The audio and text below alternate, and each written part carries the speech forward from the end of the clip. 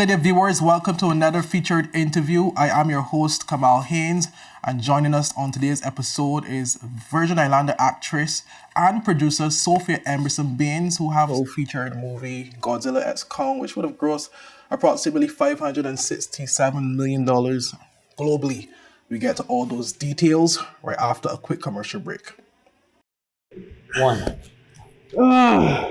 Yep, that's me. You're probably wondering how I got here. My name is Kamal Haynes. Most of you know me from 284 News, but now you get to see me in a different light on my very own show called Health is Wealth. We have Joel Turnbull. I don't want you to arch your back when you're pulling down. Milton McLean. First of all, right, your footwork. Steve Augustine. You did a pretty hard workout today, so perhaps... And as you can see, it's actually... Alonzo Boynes. Taekwondo. Adam Murrows. I'll speak as if you're an absolute beginner. I am an absolute beginner. You are an absolute beginner. And Seth Graham. It bites. It will bite. Get your water, get your fruits and veggies, and experience a wealth of knowledge about getting healthy.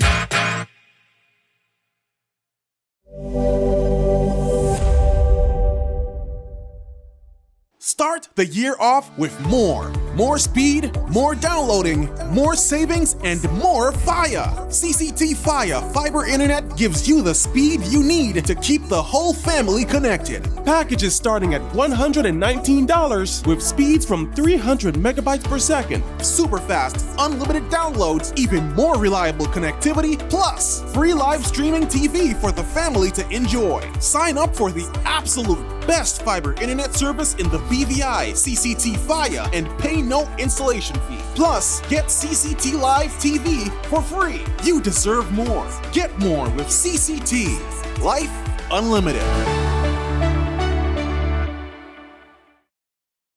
Welcome back, viewers. As promised, joining me here in Studio Live is the talented Sophia Emberson-Bain, all the way from Australia, and we had to grab her. And you would have delivered on your promise, because I did. Following our last interview virtually, I did. You promised that we would have had this sit down in person. So thank you so much for your time and for taking time out your vacation to be here with me. Well, the last time we spoke about a number of things, but I want to start on what my introduction would have been on Godzilla X Kong, a very successful movie globally. You would have had your part in it, and I'm sure, obviously, that's the success of that movie probably would have impacted more roles to come subsequently following that moment. How has life been like following, the success of that? And you're no stranger to big movies. You would have also featured in Aquaman as well. So it's like, you're part of that family now, and hopefully more to come. How has life been after that? Well, no one's recognizing me in the street, so that's kind of nice. That's a good thing and a bad thing, because when people start recognizing, then it becomes, oh crap. I know. I can still walk outside my house with like crappy clothes on or something like that, and no one's like, oh, what is she wearing? And is it because I know you're based in Australia? How is fame in Australia versus, we see the difference in how the approach to stardom in Australia versus America, for example, versus the Caribbean, because I believe, for example, like host persons are more so of a frenzy when it comes to celebrities. In America and Caribbean, we just walk past them and like, oh, that's that person. So is it the same in Australia as well, or is it more so a mix of the two? I mean, I feel like if I was Taylor Swift, it wouldn't matter what country you were in. Everyone is mania, if I was Michael Jackson or something. But if I was a less stratosphered celebrity, I mean, I think Australia's a little bit like here in the sense that people will be like, oh, I think that's blah, blah, blah over there. Okay. But no, I'm not that famous yet. And it's nice to be successful at what you do, but also be able to be yourself, and I think fame would really be a difficult world to navigate, actually. Especially not being able to do a lot of things yourself. You have to then hire someone to do shopping, basically everything in life. And that's why I said it's a good and bad thing to such fame. And the reason I did ask that too, because you would have said, ever since the movie, you're walking around and people not really recognizing you, but people may be like, okay, that face looks familiar. Maybe. Maybe. Was that the person tracking Godzilla? Yeah. So, and I would have also would have seen some of your posts after the move, after Godzilla would have launched, and I believe you were featured in a theater play. Closer, is it Closer? Yeah. How was that like too? Because based on what I would have seen you posting, it seemed like it was very successful as well. It was a very successful play. It was a play it's a British play, and it was written in the 90s, and then it won Sony Awards, and it was really successful. That Julia Roberts was in it, Natalie Portman, Jude Law, and Clive Owen, and they were all in it in a movie version of it.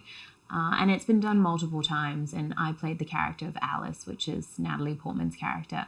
And I haven't been on stage, I would say, in about 7 years. When I finished acting school, which was more than 7 years ago, my first job was actually a play, and it was a great play, but everything went wrong. Like the opening night, just before opening night, one of the actors fell over and broke his hip.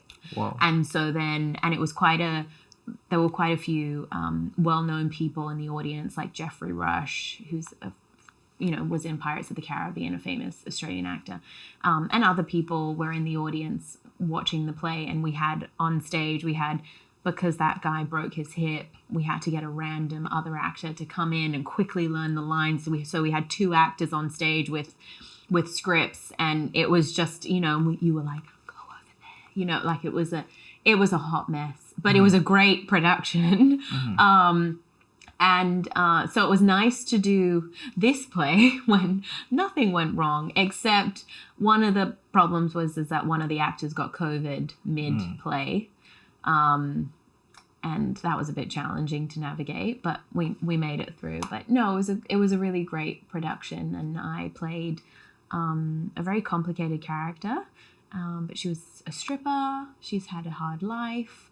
And she really just wanted to be loved. Her name was Alice, and it was a really good run. And my thing is, my next question would be, as it relates to plays versus movie roles. I'm sure obviously it must be more nerve-wracking when it comes to live plays in front of a live audience. Yeah, it is.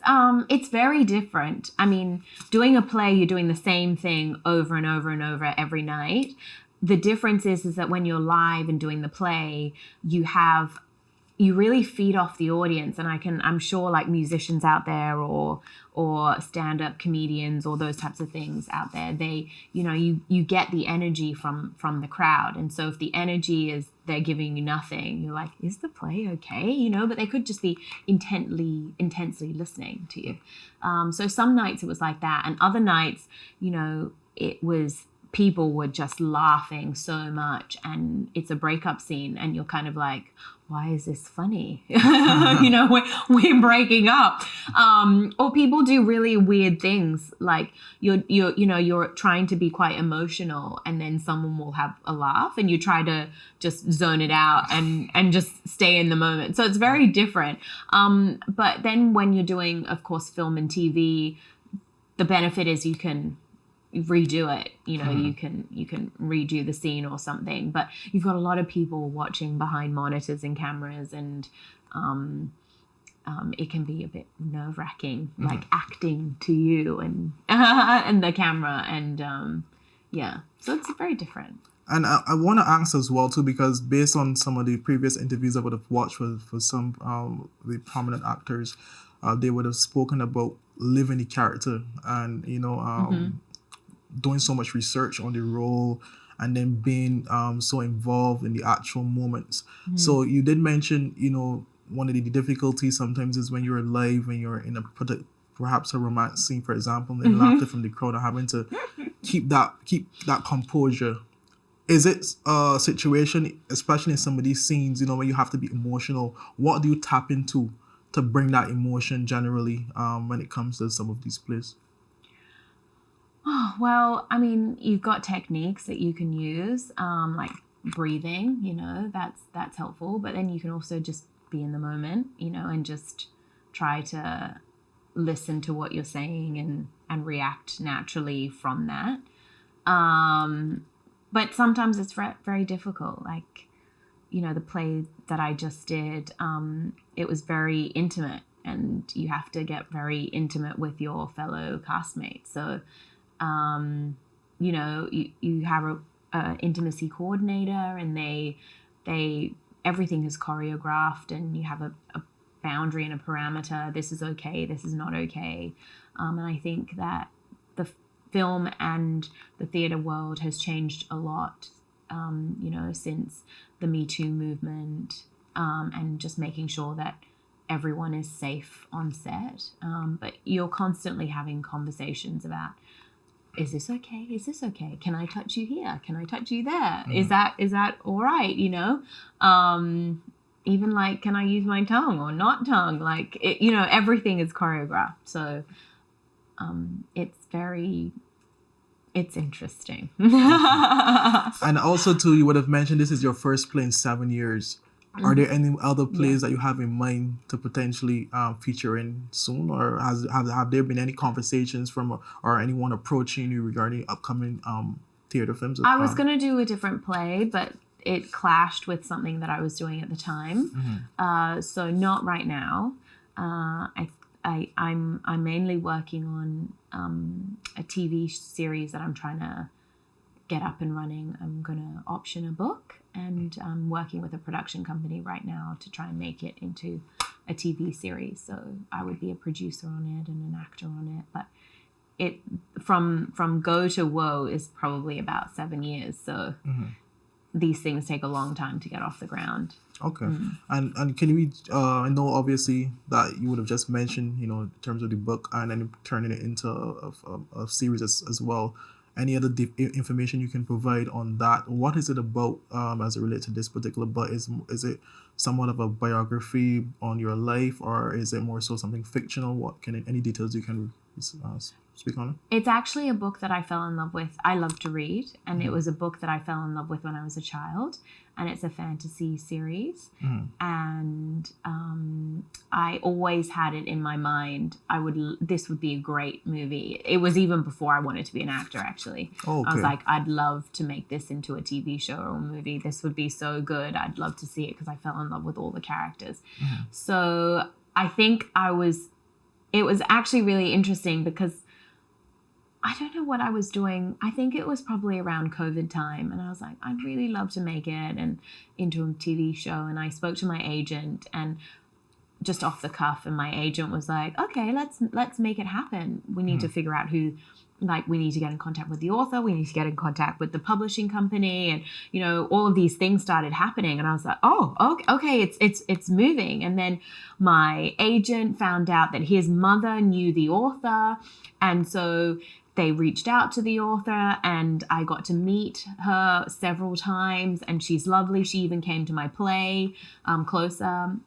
And so we started striking up a friendship, and I would talk to her about my ideas for making it into a TV series, and she loved it. So it actually was very serendipitous and quite free flowing and moving. So it's been good. And then we spoke with a production company, and they were like, yeah, I loved these books when I was a child too. So I'm really hoping that it will happen. Okay. So stay tuned. Okay, definitely will stay tuned to any updates regarding that. Because initially, when you had mentioned the book, I initially thought you were writing a book and then doing a book based on your. So that's why I asked that particular question. I can't write a book now. I haven't accomplished everything yet. Well, you'd be surprised, because we speak about acting, we speak about the number of plays and movies that you featured in, and as you just mentioned just now, you can't read a book now, but there are a lot of people that will be looking up to you right now, and for them, you made it, and that in itself can be an inspiration to other generations. So my next question, I want to pivot now to more so, okay, like, how has it been now, like, since, featuring in these films, featuring in these theater plays and stuff, as it relates to interactions with the youth? I do know the last time I would have interviewed you, I would have asked more so of the inspiration the VI culture would have had on you. How has it been? What has the feedback been like from the younger generation when it comes to interacting with you, potentially probably just ask you for a few tips to be able to get close to the level that you're at right now? Yeah, I think the main people that have kind of reached out to me are people that are my age group, or our age group. I don't know how old you are, but and people that I know, and so they've kind of reached out and they know that I've been chipping away at this for a long time. And some people actually don't know that I've been chipping away at it because I'm not great at publicizing and being like, hey, look at me, and oh my gosh, I'm over here. So some people, I think it came as a surprise. And also, like, as an actor, so many times people say to you, so what's your next job, or what are you doing next? And acting is a gig to gig economy, you know, like you do one job and then you've got to do the next one, and you're constantly doing auditions and figuring out what the next move is. And sometimes you don't even know the next move. So I think some people, you know, they think it's easy, and they think it's or they're surprised by what you've done, you know, and they're like, oh, it just happened out of nowhere. And you're like, no, I've been working at this for a long time, and putting in a lot of work and effort. And I remember when I was, I think the studio actually just started, and I had an audition to do, and I actually did one of my auditions in here. I didn't get the job, but, you know, those people who know, you know, who've helped me along the way, they've been the ones to reach out and be like, oh my gosh, it's amazing, and I'm really happy for you. The youth, I haven't really had the opportunity to speak to. I'd love to speak to them to see if I can help and offer a helping hand, because I do think that, you know, when you're in the BVI, there's so many obstacles to overcome to get to a place that I thankfully have gotten to.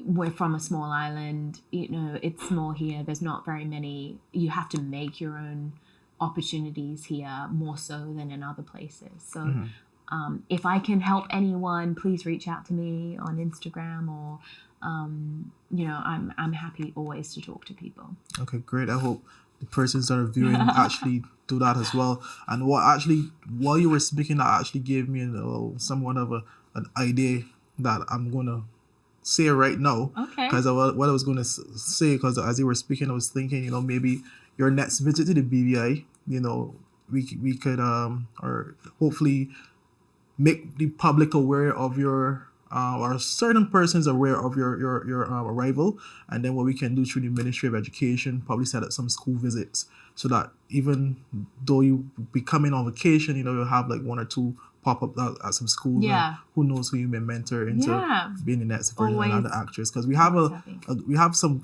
really good talent here in the BVI. That often, you know, thanks to, I think you would have mentioned it as well, you know, the platforms that are available today through social media and content creating, it allows them to be able to showcase their talent in areas that they wouldn't have been previously. So hopefully next time when you come back, I'm in. I mean, I've come at a terrible time because I think it's school holidays right now. So hopefully, and people are graduating and all of that sort of stuff. Well done. So hopefully we'll see how that could work, and I'm sure the ministry will be receptive to such an initiative. So I want to go into now. We would have mentioned in terms of acting being somewhat of a gig to gig economy. And we do know that you are also by profession an attorney and a lawyer. How does the two coexist as it relates to being an actress as well as being an attorney? Is it a situation where you're still actively involved in being an attorney, or is it a situation where you're on a little break, at least in this particular moment? Yeah, I am still juggling the two worlds. I always say to myself, I'm going to give up law now. I'm going to give up. And then something just sucks me back in, and I'm still doing it, and I'm still juggling the two. I really do like law. I think it's really interesting, and I like using that side of my brain. And I'm also the type of person, I just don't like to sit still. Like if I'm not doing something, I think that I'm wasting my time and I can do something. Like if I want to watch a crappy television show, I'll clean my house, you know? I can't watch a crappy, like, I don't know, some sort of like Love is Blind or something and clean my house, you know? I can't just sit and watch it because I'm wasting my time. What am I doing? So I've got to keep doing things. So I guess sometimes between acting gigs and acting is also very difficult in the sense that, you know, it's constant rejection. Like the amount of auditions that I've had versus the jobs that I've got, it's ridiculous. So you've got to bounce back all the time and be resilient. And that constant rejection, you've got to not see it as yourself, as a reflection on yourself that you're rejected. It could be that you don't fit the role. Like one time I got Netflix was involved, and so it has to go to the network. That's like the final level. So, you know, the casting director liked me, the director liked me, and then it goes to the network, which was Netflix at the time. And they were like, we like her, but she's just too young, so no. And so I didn't get the job. So there's nothing that I could have done other than superficially, like I can't change my look, you know? So that was really hard, but you just got to bounce back. And so for me, law has been a way of keeping my sanity almost. That balance, basically. And that balance, and not being disheartened when I don't get an acting job or when I don't have another acting gig just right around the corner that I can aim towards and work towards. So it's been that really nice balance. It's a ridiculously stupid balance because law is hard and complicated. Because I was going to ask, what type of law do you practice? Well, I actually, I give legal advice to a government agency. So it's nice. I work in a team, and I have a good balance of, if I'm not available, there's a team around there giving legal advice to this government department. So it's good like that. And they haven't gotten rid of me yet. And they're really great. Like nowadays, I feel like people are more flexible with their employees because it's hard to keep good employees. So employees and employers, I think, have a healthier, balanced relationship when it comes to working together. So, but it is difficult, but it has helped me a lot. I mean, when I lived in LA for a while when I was about 21, and I didn't do law when I was living in LA, and I found my mental health was going down every time I get a job and I didn't book it, and other people around me were booking jobs. I was just feeling like it was an affront on myself and that I wasn't good enough and those types of things. And you've got to change that mindset because otherwise you're not going to do a good job, you know? So law was really helpful in the sense that I was like, okay, well, acting is fine and it's ticking away over there, and over this side I can do my law and be busy and keep occupied. But that's just me as a person as well. Okay. So as you said, the career of being an attorney somewhat is beneficial in your journey of acting as well, which is great. An even balance, I'd say. So as it relates to that now, we spoke about the balance between, you know, the two professions as well. Now you're taking somewhat of a little break. You're on vacation. You're back here in the territory. And initially, when we did first speak, you know, you would have expressed afterwards your plans to come home to celebrate your grandmother's birthday. 86th birthday. So speak Happy about birthday, grandmother. speak about how that has been like, you know, since returning in the territory, and being to see your family again and to be, you know, in person with your mom and family, etc. Well, family is really important to me. I've got my cousin here as well behind the screens that you won't be able to see. But family is very important to me, and it's particularly important when I live so far away. I live in Australia, and everyone is here, you know, my mum, my grandmother, my aunts, my cousins, my dad, like everyone is in the BVI for me. So being so far away, it's really challenging at times. So when I come home, you know, I've got friends who want to see me and those types of things. But family is first. Like every Tuesday and Thursday, my grandmother makes lunch, and everyone goes over to the house and has lunch together. And we go out for dinners, and we just try and spend time with one another. And all of the things that I need to do at home have to be squeezed in and get done before I leave, because I'm only here for 2 weeks. So I try to have a bit of fun, but I'm a bit of a hermit with my family. Yeah. Okay, well, I'm just on time Tuesdays and Thursdays. We're still early today. Yeah. And I missed it today, actually. Okay. So in terms of you're here, the BVI is known for, its beautiful beaches and stuff. Have you been able to explore any of that as yet as well? Well, I like to go to my favorite spots. I mean, Smugglers is my favorite beach. The tourists annoy me, but that's okay. It is my favorite beach. What's your favorite beach? I would say I've often more gone to Smugglers because it's in close proximity to where I live. So, right. Okay. So yeah, it's right there. Right. Versus some of the other beaches. And were you able to visit some of the other islands as well, Virgin Gorda and Jos Van Dyke and Garda perhaps? I haven't. I need to go with someone. You do, because when you're here for like 2 weeks, you should be every day. You should be like Dora the Explorer. I know. Just going all over the BVI. I know. It's tough because as you get older, your friends end up having lives. Like they have boyfriends and girlfriends and children, and they don't have time for you. For me. Maybe you need to I know I need to make more friends. No, I do love my friends, but so it's much harder to be like, hey, I'm on holiday and midweek Wednesday I'd like to go to Virgin Gorda, and they're like, Sophia, I'm working. Like, I have to wait on. I can't help you. Yeah. So. Okay. So you haven't really been doing much exploring, but you still have a few days left. So hopefully, I do. Someone sees this and then give you a buzz to do that. So what's next for you? I feel like this has become an interview of find Sophia friends and activities to do. Well, perhaps. Hopefully it works. So what's next for you? As you said, you're flying back out to Australia in a few days. That is like 2 days to get back to Australia, I believe. 2-3 days. That's probably the worst part of traveling that far. So what's next for you when you get back to Australia? When I get back, I will do my law stuff. I've got a couple of projects that I'm in the mix for. Hopefully I get them.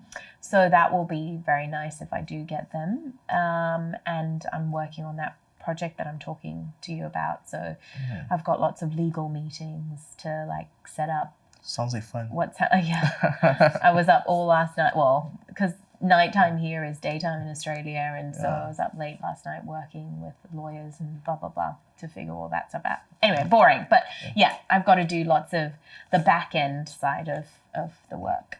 Okay, and before we leave, I would have touched on it earlier as it relates to. I always try to, when I speak to persons of your caliber, your experience of my caliber in terms of succeeding, breaking down a lot of walls to get where you're at today. What words of encouragement can you leave to the viewing audience, especially those young aspiring actresses and actors who may not be aware of how difficult it is to get to where you are? Because a lot of people look at social media. You look at some of these breakaway stars who may have just became popular through uploading one video and think, is this easy? And obviously for you and your journey and having to face so many obstacles, so many no's, as you would have said, there were way more no's than yeses. Probably 20% yeses if you was to put it in a scale. If that many at all. Yeah. So what advice could you give to those persons or who are tuning in now, as it relates to that, to somewhat encourage them and let them know, everyone's journey is different, just focusing on what you need to focus in on, and someday you could even aspire to be better than me. Yeah, I think there are many ways to skin a cat, as the saying goes. Everyone, if we all start roughly here and that's the goal, like your road could be that way to get to where you want to be. And you could be sidetracked for a time for whatever reason, financial things are in the way, family things are in the way, or or whatever they may be, or mistakes might have happened. And I think if you just learn from them and just keep going, because I think one time someone said to me, the longer you're in the acting game, the more the people like fade away, because it's such a difficult profession that not everyone stays in it. You know, everyone thinks that they can just give it a go, and then they get some rejection or whatever, I'm just going to give that in. So I one time had an actor that said, just hang in there, because then you'll be the only one left, and then they'll have to pick you. I mean that's a weird way of putting it, but if that helps you, then that's good. And at the time, it helped me. Otherwise, I just think that I remember watching Sister Act, the movie, and I think Whoopi Goldberg says to Lauryn Hill's character, you know, if you wake up in the morning and all you want to do is be a singer, you've got to be a singer. You know, like if you wake up in the morning and all you want to do is act, you've got to be an actor. So I would say the same. If you wake up in the morning and you want to, you know, be an actor, then you got to set goals for yourself. You got to achieve those goals. You got to tick things off the list. You got to work on yourself. You've got to build that mentality of I'm gonna get there, and go on the ride, and just keep persevering. I think a lot of perseverance, and the BVI has so much of it because of we have to persevere and be resilient because of the lifestyle that we live in, living on such a small island. And you know, you've had the hurricane that have set some people back, and there's still people recovering from that, and so people do have it in them to, but there are people, you know, like myself, if you need, who are always there to give you some feedback. Okay. And before we go, if we can leave on this, just to provide some level of transparency as well, what would you say is the most difficult lesson you've learned since embarking in the role of becoming an actress? Oh, I don't know. That's a good one. I think it's I will say that one of them is whenever the microphone is on, don't say anything inappropriate. Don't be like, this job is so bad and the producers are awful, and then you're mic'd up and then they hear you because you won't work. I know that has happened. Not necessarily to me, but you know, I do think that mentality of always be kind to people. Ultimately, the lesson is always be kind to people and respectful, because that's what they'll remember you for. And I think if you're professional and you show up ready to work every day, then people will have that in their mind front and center when they think about you. And I think that will help you in your career. So I hope that answered your question. Yeah, well, somewhat. So okay. I'll give you the opportunity to just leave any lasting words with the viewing audience. Anything you want to just say, perhaps to Grandma, you know. Oh yeah, grandmother, happy birthday, and friends out there, call me. No. Okay. Well, it was lovely to talk to you. Yeah, I want to thank you so much for taking time out of your busy vacation schedule to join us here on 284 Media. You're a two-time guest now. Hopefully that becomes 3, 4, 5, 6 going forward. Especially when we talk to all the youth out there. That'll be fun. So I want to thank you so much, Sophia Emberson-Bain, for joining us. Viewers, actress, producer, and hopefully we'll see her doing lots more things here, hopefully across partnership in the Virgin Islands as well, for those aspiring actresses and actors to come. On behalf of 284 Media, I am Kamal Haynes. Thank you for joining us.